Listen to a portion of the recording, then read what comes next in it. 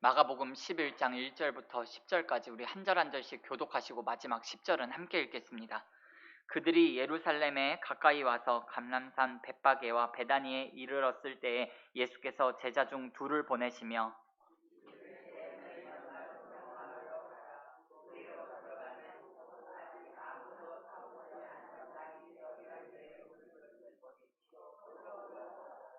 만일 누가 너희에게 왜 이렇게 하느냐 묻거든 주가 쓰시겠다 하라. 그리하면 즉시 이리로 보내리라 하시니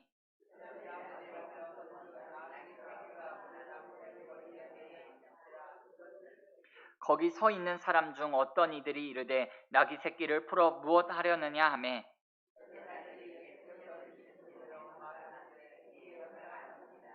나귀 새끼를 예수께로 끌고 와서 자기들의 겉옷을 그 위에 얹어 놓음에 예수께서 타시니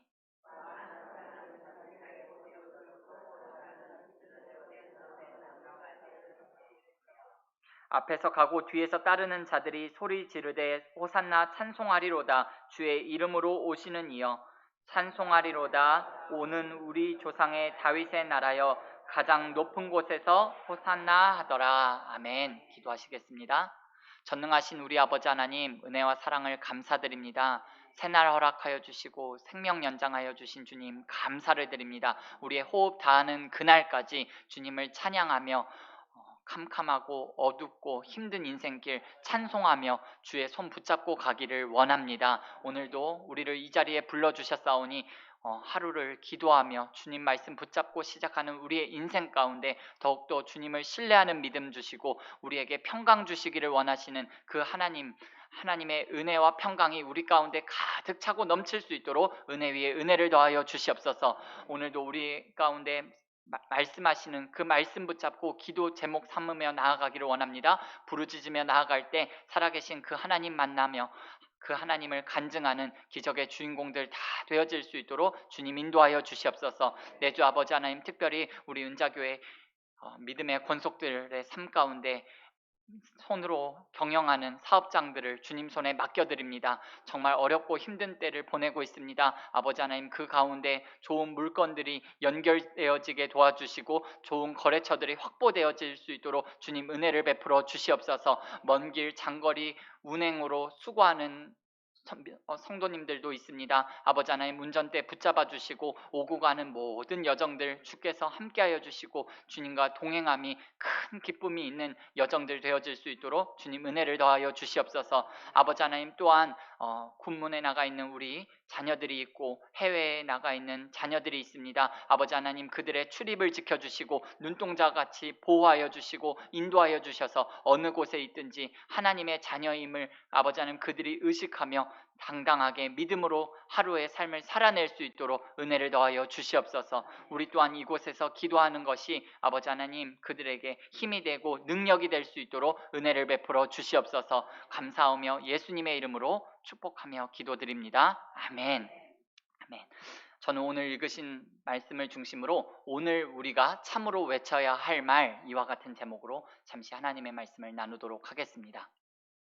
어제 우리는 예수님께서 나귀를 타신 두 가지 이유에 대해서 살펴보았습니다. 먼저 예수님께서 나귀를 타신 첫 번째 이유는 예수님께서는 겸손하셔서 나귀를 타셨다라고 말씀을 드렸습니다. 겸손이라는 게 뭐라고 말씀을 드렸죠? 맞습니다. 하나님 말씀에 순종하는 것이 진짜 겸손, 온전한 겸손이라고 말씀을 드렸습니다. 그리고 예수님께서 나귀를 타신 두 번째 이유에 대해서는 예수님께서는 짐을 지시기 위해서, 짐을 지는 예수님을 표현하기 위해서 예수님께서 나귀를 타고 예루살렘 성에 입성하셨다라는 말씀을 드렸습니다. 무슨 짐이었나요? 온 인류의 모든 짐, 슬픔의 짐, 수고하는 짐, 죄의 짐, 사망의 짐을 예수님께서 대신 지셨다라고 말씀을 드렸습니다. 그래서 우리 또한 짐이 되는 인생이 아니라 짐을 지는 삶, 또한 짐을 주는 삶이 아니라 힘이 되는 삶을 살자라고 여러분께 말씀을 드렸습니다. 오늘 예수님께서 나귀를 지신 세 번째 이유에 대해서 함께 살펴보려고 합니다. 또한 오늘 우리가 참으로 외쳐야 할 말이 무엇인가에 대해서 오늘 말씀을 통해서 함께 살펴보려고 합니다. 오늘은 예수님께서 나귀를 타신 세 번째 이유가 여전히 기록되어 있는 마가복음 11장 말씀을 계속해서 살펴보려고 하는데요. 예수님께서 나귀를 타신 세 번째 의미는 바로 마가복음 11장 10절 말씀에 있습니다. 찬송하리로다 오는 우리 조상 다윗의 나라여 가장 높은 곳에서 호산나 하더라 라고 되어 있습니다. 호산나라는 말은요, 지금 우리를 구원하소서라는 말입니다.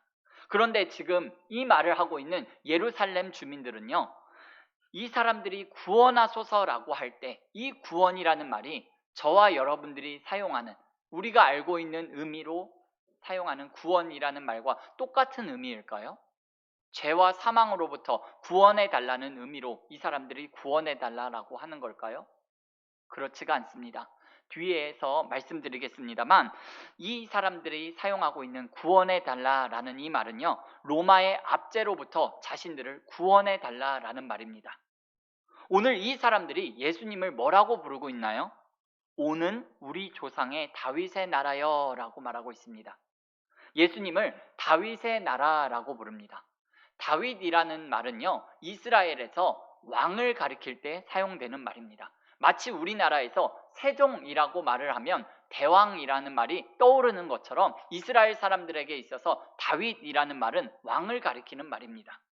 그리고 이 사람들이 가장 높은 곳에서 호산나라고 말을 합니다. 가장 높은 곳에서라는 말은요, 왕권, 왕자를 의미하는 말입니다. 왕으로서 우리를 구원해 달라라는 말입니다. 예수님에 대한 이런 기대를 가지고 이 사람들이 예수님을 환영을 하고 있습니다. 그런데 이 사람들의 외침처럼 예수님께서 왕으로 이스라엘을 구원하시려면 여러분 무엇을 하셔야 할까요? 로마 사람들이 그냥 그래 알았다, 이스라엘 너희들 독립시켜 줄게 라고 나올 것 같지는 않습니다. 그러니 예수님이 이 사람들의 기대에 부응하려면 싸우셔야 합니다. 그러니까 지금 이 예루살렘 사람들의 이 말은요, 예수님이 로마와 대항해서 싸워달라고, 우리 좀 이 로마로부터 구원해 달라고 말하고 있는 거예요. 예루살렘 사람들이 보기에 예수님 정도면 충분히 승산이 있어 보이는 거예요. 왜냐하면 이 사람들이 예수님을 보니까 예수님이 죽은 사람도 살려내고, 그리고 적은 양식을 가지고 수만 명이 되는 사람들도 먹여 살렸어요. 그러니까 이 사람들이 볼 때는 군사적으로 볼 때도 아무런 문제가 없고 식량 걱정도 할 필요가 없는 거예요. 아무리 로마라 해도 충분히 승산이 있다라고 보는 거예요. 그러나 우리가 잘 알고 있는 것처럼 이 사람들은 크게 지금 착각을 하고 있어요. 이스라엘은 역사 속에서 크고 작은 전쟁을 해왔습니다. 이스라엘 사람들이 적진에 사신을 보내게 될 경우에 우리가 이 전쟁에 응하겠다, 우리가 전쟁을 하겠다라고 할 때는요, 큰 말에다가 사신을 태워 보내가지고 이 사람들이 전쟁을 했습니다. 그러나 반면에 우리가 너희와 싸울 생각이 없다, 화친을 하겠다, 평화 조약을 맺겠다라고 할 때는요, 나귀에다가 사신을 태워가지고 적진으로 보냈습니다. 그러니까 오늘 예수님께서 나귀, 그것도 아직 한 번도 사람을 태워보지 않은 아주 작은 어린 나귀를 타고 예루살렘에 들어가셨다는 것은 화친의 사신, 평화의 사신으로 예수님께서 오셨다는 것을 보여주기 위함이었습니다. 여러분, 우리는요, 오늘날 평화의 왕이라는 것을 전혀 어색하지 않게 사용하고 있습니다. 그러나 예수님 당시만 해도 이 평화의 왕이라는 말은요, 아주 어울리지 않는 말입니다. 마치 가난한 부자, 키 큰 난쟁이와 같은 평화의 왕이라는 말은요, 형용 모순적인 말입니다. 당시 로마는 아주 그들의 세력을 팽창하고 확대하고 있었던 시절이었습니다. 왕은 곧 힘이고, 힘은 곧 국력이고, 전쟁이고, 정복을 의미하던 시절이었습니다. 왕이라는 존재는 그 힘을 앞세워서 군림하고 다스리는 시절이었습니다. 평화를 추구하는 왕이라는 것은 좀 어색한 시절이었습니다. 그런 상황에서 예수님께서 화친과 평화의 상징인 나귀를 타고 예루살렘에 입성하신다는 것은 사람들이 생각하는 것처럼 힘과 힘으로 맞서 싸울 뜻이 전혀 없다라는 것을 보여주시는 거예요. 여러분, 어제 새벽에 예수님께서 나귀를 타신 의미로, 왜 나귀를 타셨는지 그 의미로 우리가 스가랴 9장 9절 말씀을 살펴보았는데요, 그 뒤에 나오는 10절 말씀에 보면 이렇게 되어 있습니다. 9절 말씀과 계속 이어지는 말씀인데요. 우리 함께 읽어보겠습니다. 시작. 내가 에브라임의 병거와 예루살렘의 말을 끊겠고 전쟁하는 활도 끊으리니 그가 이방 사람에게 화평을 전할 것이요 그의 통치는 바다에서 바다까지 이르고 유브라데 강에서 땅끝까지 이르리라. 아멘.